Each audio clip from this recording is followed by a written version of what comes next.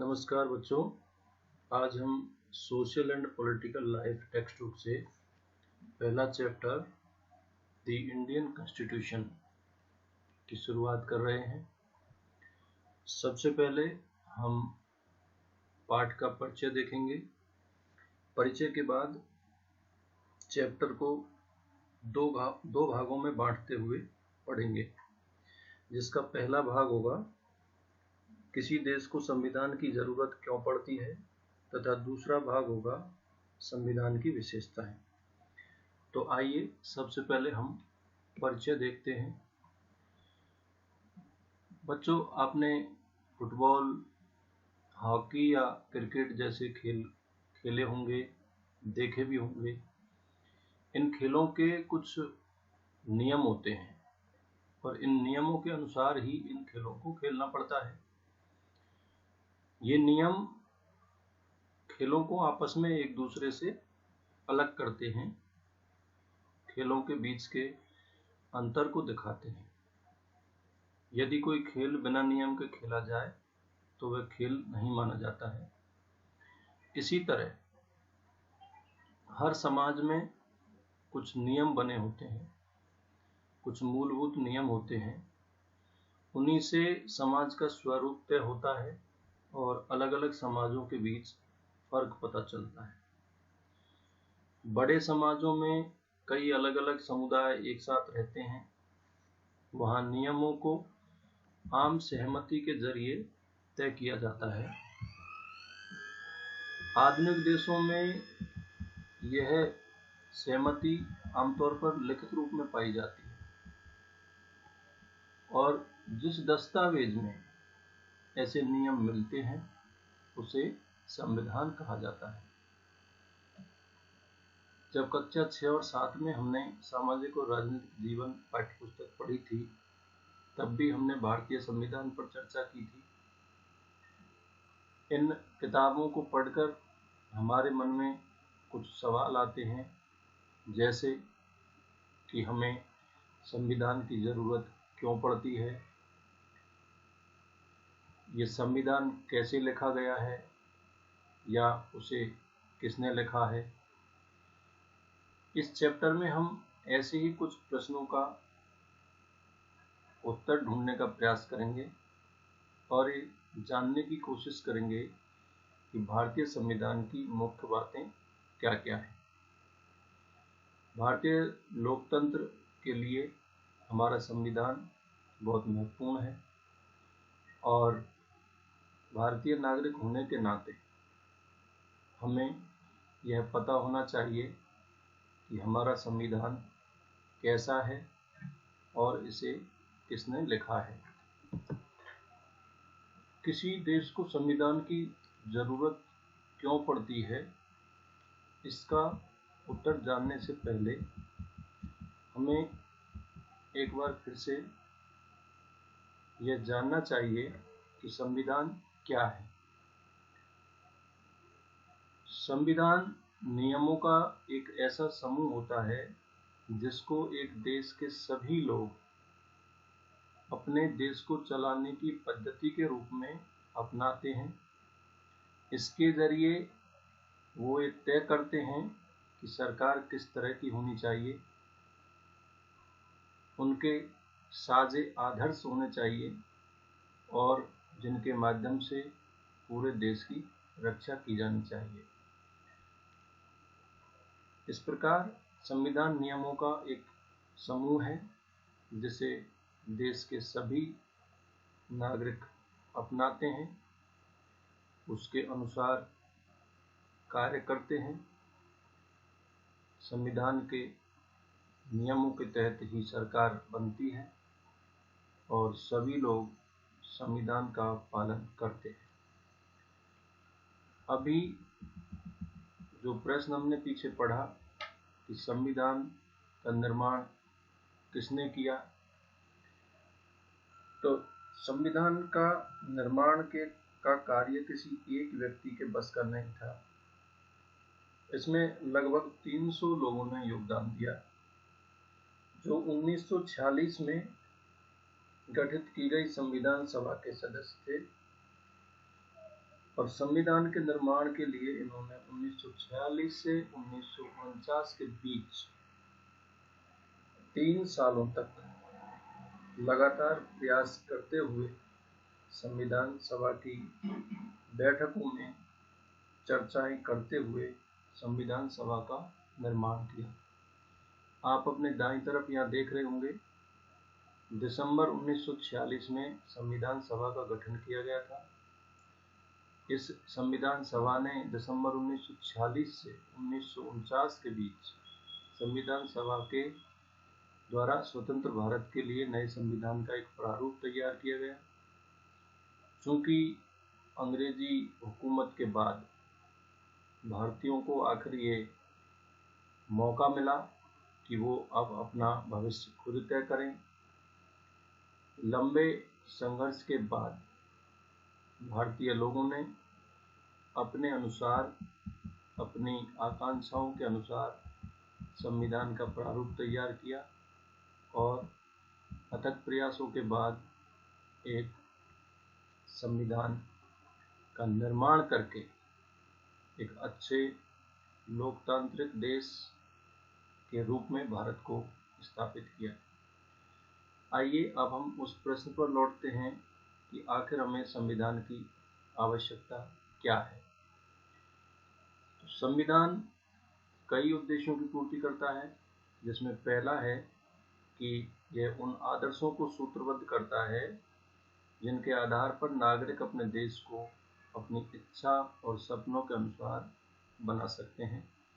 यानी संविधान ही बताता है कि हमारे समाज का मूलभूत स्वरूप कैसा होना चाहिए। क्योंकि देश के भीतर कई समुदाय रहते हैं, उनके बीच कई बातें समान होती हैं, कई बातें असमान होती हैं, लेकिन ये जरूरी नहीं है कि वो सभी मुद्दों पर एक दूसरे से सहमत हो जाए। अतः संविधान नियमों का एक ऐसा समूह होता है जिसको एक देश के सभी लोग अपने देश को चलाने के लिए उसे एक पद्धति के रूप में अपनाते हैं।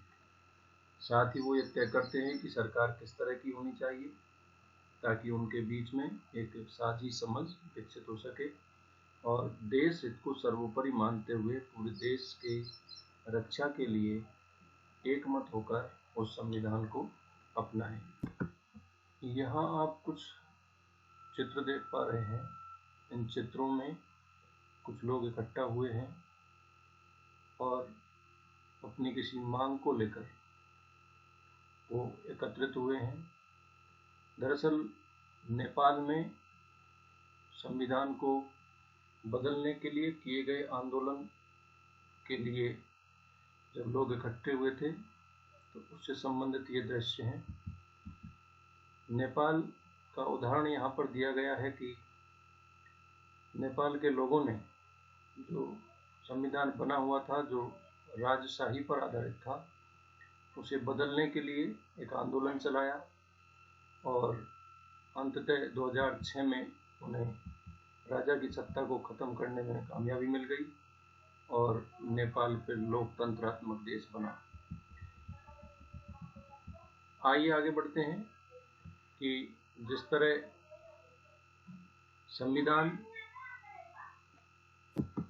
संविधान का दूसरा मुख्य उद्देश्य होता है देश की राजनीतिक व्यवस्था को तय करना। अर्थात यह देखा जाता है कि देश की राजनीतिक व्यवस्था कैसी होनी चाहिए, लोकशाही या राजशाही।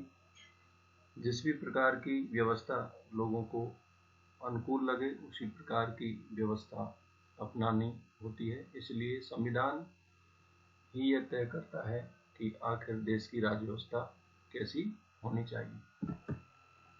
जिन देशों ने लोकतांत्रिक शासन पद्धति या राज्य व्यवस्थाएं चुनी है, वहाँ निर्णय प्रक्रिया के नियम तय करने में संविधान बहुत अहम भूमिका निभाता है। लोकतंत्र में हम अपने नेता खुद चुनते हैं ताकि हमारी ओर से वे सत्ता का जिम्मेदारी के साथ इस्तेमाल कर सकें। फिर भी इस बात की संभावना हमेशा बनी रहती है कि ये नेता सत्ता का दुरुपयोग कर सकते हैं।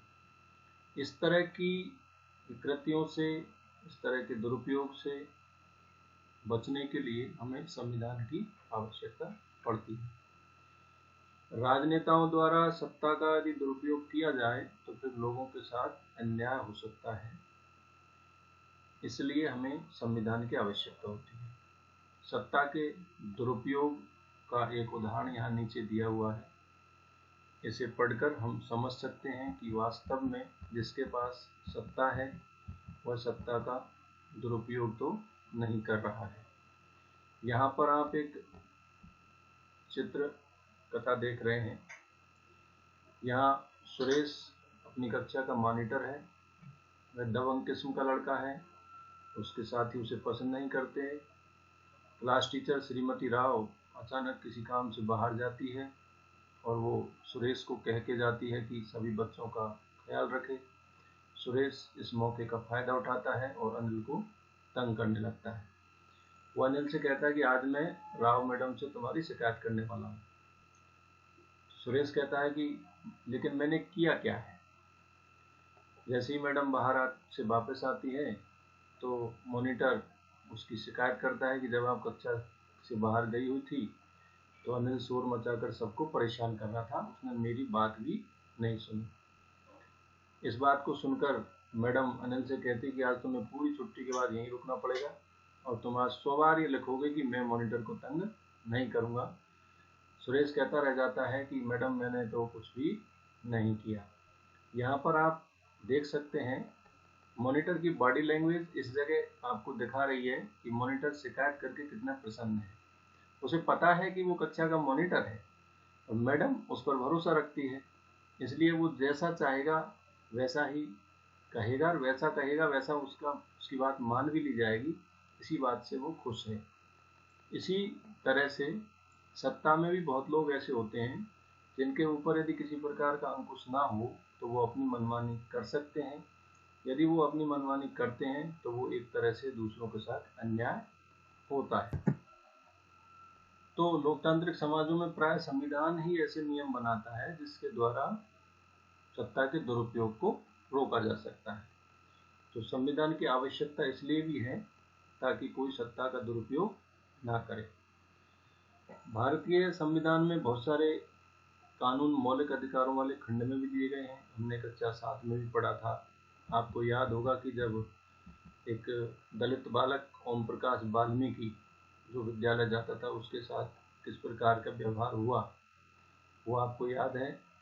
उस अध्याय में ये बताया गया था कि ओम प्रकाश को दलित होने के कारण भेदभाव का सामना करना पड़ा। स्कूल के अन्य बच्चों से उसे दूर बैठाया जाता था। स्कूल में उसे साफ सफाई करवाई जाती थी, उसे पानी नहीं पीने दिया जाता था। तो ये सत्ता का दुरुपयोग कैसे कुछ लोग कर सकते हैं ये इसका उदाहरण है और उनके इस दुरुपयोग को संविधान के तहत कुछ सीमाओं के अंदर रोकने की व्यवस्था की गई है। इसलिए भी संविधान हमारे लिए बहुत आवश्यक है। भारतीय संविधान देश के सभी लोगों को समानता का अधिकार देता है। हमारा संविधान कहता है कि धर्म, नस्ल, जाति, लिंग और जन्म स्थान के आधार पर देश के किसी भी नागरिक के साथ भेदभाव नहीं किया जा सकता है। इस प्रकार समानता का अधिकार भारतीय संविधान में दिया गया एक मौलिक अधिकार है। ध्यान रहे भारत का संविधान सभी को समान मानता है, लेकिन वास्तविक जीवन में ऐसा देखा जाता है कि कुछ लोगों के साथ किसी न किसी आधार पर भेदभाव किया जाता है। तो ऐसे भेदभाव को रोकने के लिए संविधान की आवश्यकता पड़ती है। लोकतंत्र में संविधान का एक और महत्वपूर्ण काम है कि कोई भी ताकतवर समूह किसी दूसरे या कम ताकतवर समूह या लोगों के खिलाफ अपनी ताकत का इस्तेमाल ना करे। इसको समझने के लिए जो नीचे चित्र कथापट दिया है उसे हम समझने का प्रयास करते हैं। ये कक्षा के भीतर की घटना है, उसके आधार पर हम समझते हैं कि कैसे एक ताकतवर समूह दूसरे समूह को कम समझ के उस पर प्रभाव जमाने का प्रयास करता है या उसे दबाने की कोशिश करता है। देखिए, खेलों की घंटी शुरू होने वाली है। कुछ लड़के और लड़कियां यहाँ आपस में बात कर रहे हैं। लड़कियां कह रही चलो आज कुछ अलग खेलते हैं, जैसे बास्केटबॉल। लड़के कहते हैं नहीं, हम तो क्रिकेट खेलेंगे। अब शिक्षक इस विवाद को हल करने के लिए दोनों पक्षों को हाथ उठाकर अपनी राय बताने के लिए कहते हैं, भाई कौन कौन क्रिकेट खेलेगा, कौन कौन बास्केटबॉल खेलेगा। तो जब लड़के हाथ उठा लेते हैं तो देखा गया कि लड़के फिर हाँ हाँ हाँ हंस जाते हैं, हम जीत गए, हम जीत गए। तो इधर लड़कियों को गुस्सा आता है, वो कहती हैं ये तो होना ही था, क्योंकि लड़कों की संख्या कक्षा में ज़्यादा है। लड़कों की संख्या जब कक्षा में ज़्यादा है तो अंततः स्थिति ये बनती है कि लड़कियां कहती हैं कि हमको तो हमेशा वही करना पड़ता है जो लड़के चाहते हैं, क्योंकि उनकी संख्या कक्षा में ज़्यादा है। अब इस तरह से यदि जिसकी संख्या ज़्यादा है वो अल्पसंख्यकों की बात को ना माने और अपनी ही बात हमेशा मनवाने की कोशिश करें, तो ऐसे फैसले समाज में हमेशा अच्छे नहीं होते। तो आगे लड़कियां आपस में चर्चा करती हैं कि मैडम को फैसला लेने का कोई और तरीका सोचना चाहिए, ताकि हमारी इच्छा पर भी गौर की जा सके। यानी एक तरफा फैसला नहीं होना चाहिए। केवल ये कह देने से कि जिसकी संख्या ज़्यादा है उसी का फैसला माना जाएगा, तो ये समाज में अच्छा संकेत नहीं है। तो इस तरह के अस्वस्थ हालात लोकतांत्रिक समाज में भी पैदा हो सकते हैं, जहाँ बहुमत वाला गुट लगातार ऐसे फैसले लागू करता रहता है जिनमें अल्पसंख्यकों की सहमति नहीं होती है और उनका नुकसान होता है। जैसा अभी हमने इस चित्रकथा पट से समझा कि लड़कों की संख्या ज़्यादा थी तो क्रिकेट खेलने का निर्णय लिया गया, लड़कियों की संख्या कम थी इसलिए वो बास्केटबॉल नहीं खेल पाई। तो यहाँ संविधान की आवश्यकता इसलिए भी है क्योंकि बहुमत की जो निरंकुशता है उसका खतरा समाज में बना रहता है। तो ऐसी निरंकुशता को खत्म करने के लिए ही संविधान की आवश्यकता होती है। संविधान में जो नियम बने हैं वो इस बात को ध्यान में रखते हुए बनाए गए हैं कि अल्पसंख्यकों को किसी ऐसी चीज से वंचित ना किया जाए जो बहुसंख्यकों के लिए सामान्य रूप से उपलब्ध है। कहने का अर्थ ये है कि जिनकी संख्या कम है उनको किसी भी चीज से वंचित ना किया जाए जो ज्यादा संख्या वालों के लिए सामान्य रूप से उपलब्ध है। अर्थात दोनों को समान रूप से सभी चीजें उपलब्ध होनी चाहिए। आगे हम इसको समझने का और प्रयास करते हैं कि अल्पसंख्यकों पर बहुसंख्यकों की इस निरंकुशता या दबदबे पर प्रतिबंध लगाना भी संविधान का महत्वपूर्ण कार्य है। अभी हम बार बार एक ही विषय पर बात कर रहे हैं कि आखिर संविधान की जरूरत क्यों है। तो बहुमत की निरंकुशता को खत्म करने के लिए, इस निरंकुशता या दबदबे पर प्रतिबंध लगाने के लिए भी हमें संविधान की आवश्यकता है। अब ये दबदबा किस तरह का हो सकता है? ये दबदबा एक समुदाय द्वारा दूसरे समुदाय के ऊपर भी हो सकता है, जिसे अंतर सामुदायिक या इंटर कम्युनिटी वर्चस्व कहते हैं, या फिर एक ही समुदाय के भीतर कुछ लोग दूसरों को दबा सकते हैं, जिसे अंतर सामुदायिक या इंट्रा कम्युनिटी वर्चस्व कहते हैं।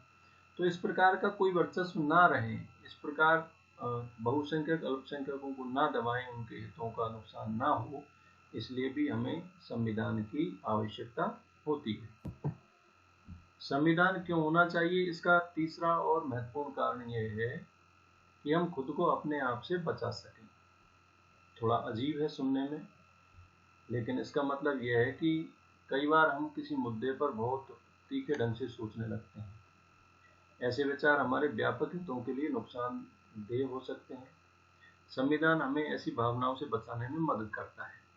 कैसे मदद करता है उसको समझने का प्रयास करते हैं। एक और नीचे चित्रकथा पट दिया गया है, उसे आप समझिए। यहाँ पर एक चित्र दिख रहा है। यहाँ एक बालिका जिसका नाम शबनम है, वो बड़ी परेशान है, दुविधा में है। उसको कुछ समझ नहीं आ रहा कि वो क्या करे, उसे कुछ तय करना है। वो मन में सोच रही है कि कल की परीक्षा के लिए मुझे 2 चैप्टर पढ़ने हैं, लेकिन इस समय तो मेरा पसंदीदा टीवी प्रोग्राम भी आ रहा है और मैं इसे देखे बिना रह नहीं सकती, और अगर मैं टीवी देखूंगी तो फिर मैं पढ़ नहीं पाऊंगी। माँ उससे कहती है, शबनम तुम परेशान लग रही हो, क्या बात है? तो शबनम कहती है कि मुझे टीवी कार्यक्रम देखना है, लेकिन कल मेरी परीक्षा भी है। अगर आप लोग टीवी देखेंगे तो मेरा भी मन करेगा, मैं भी देखूंगी। तो मुझे एक बात सूझ रही है कि अगर आज की रात कोई भी टीवी ना देखे तो कैसा रहे, तब शायद मेरा भी मन नहीं ललचाएगा। इस तरह से वो अपनी दुविधा को जब अपने माता पिता के साथ साझा करती है तो माता पिता को भी ये बात समझ में आती है और वे उस दिन उस टीवी कार्यक्रम को नहीं देखते। अगले दिन शबनम अपना इम्तिहान लिखती है और अच्छे से उसे लिखकर जब घर लौटती है तो वो मन ही मन सोचती है कि अच्छा हुआ मैंने कल टेलीविज़न नहीं देखा, और वो जो 2 चैप्टर मुझे पढ़ने थे यदि मैं वो नहीं पढ़ पाती तो मेरा बहुत सारा नुकसान होता है, क्योंकि उसमें से तो बहुत सारे सवाल आए हैं। इस तरह से संविधान कभी कभी अपने ऊपर भी एक नियंत्रण रखता है, जिससे हम कभी कभी कई सारी परेशानियों से बच जाते हैं। आगे हम देखेंगे कि संविधान हमको ऐसे फैसले लेने से भी रोकता है जिनसे उन बड़े सिद्धांतों को ठेस पहुंचती है जिनमें देश आस्था रखता है। उदाहरण के तौर पर हो सकता है कि लोकतंत्र को मानने वाले ज़्यादातर लोग गंभीरता से महसूस करें कि दलगत राजनीति, या जिसे आप पार्टी पॉलिटिक्स कहते हैं, बहुत खराब हो चुकी है। इसलिए अब चीज़ों को दुरुस्त करने के लिए किसी तानाशाह को शासन सौंप देना चाहिए या फौजी शासन हो जाना चाहिए। ध्यान दीजिएगा, यहाँ पर 3 बातों का जिक्र हुआ है।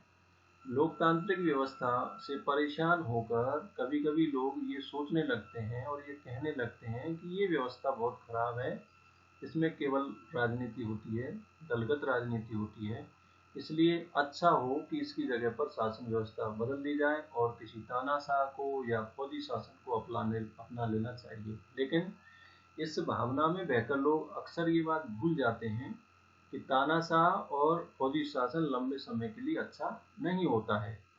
उसने उन शासन व्यवस्थाओं में लोगों के हितों की सुरक्षा नहीं हो सकती है, वो सारे हितों को तहस नहस कर सकते हैं। तो एक अच्छा संविधान देश की बुनियादी संरचना को इस तरह के उन्माद से बचाता है। कहने का अर्थ है कि लोगों की जो सोच है कि लोकतांत्रिक व्यवस्था अच्छी नहीं है और दूसरी व्यवस्थाएं अपनानी चाहिए, लेकिन जब दूसरी व्यवस्थाओं के अवगुण या दोष सामने आते हैं तब पता लगता है कि आज तक के अनुभव के आधार पर दुनिया में लोकतांत्रिक व्यवस्था बाकी व्यवस्थाओं से कहीं बेहतर है। यह ऐसे प्रावधानों को आसानी से पलटने नहीं देता जिनके जरिए नागरिकों को अधिकारों का आश्वासन मिलता है, उनकी स्वतंत्रता की रक्षा होती है। अब इतना सब पढ़ने के बाद आपको ये बात समझ में अच्छे से आई होगी कि संविधान किसी भी लोकतांत्रिक समाज में महत्वपूर्ण भूमिका निभाता है। जब ये प्रश्न परीक्षा में पूछा जाए कि हमें संविधान की आवश्यकता क्या है, तो आप इन तमाम कारणों के आधार पर ये सिद्ध कर पाएंगे कि हमें संविधान की आवश्यकता क्यों है।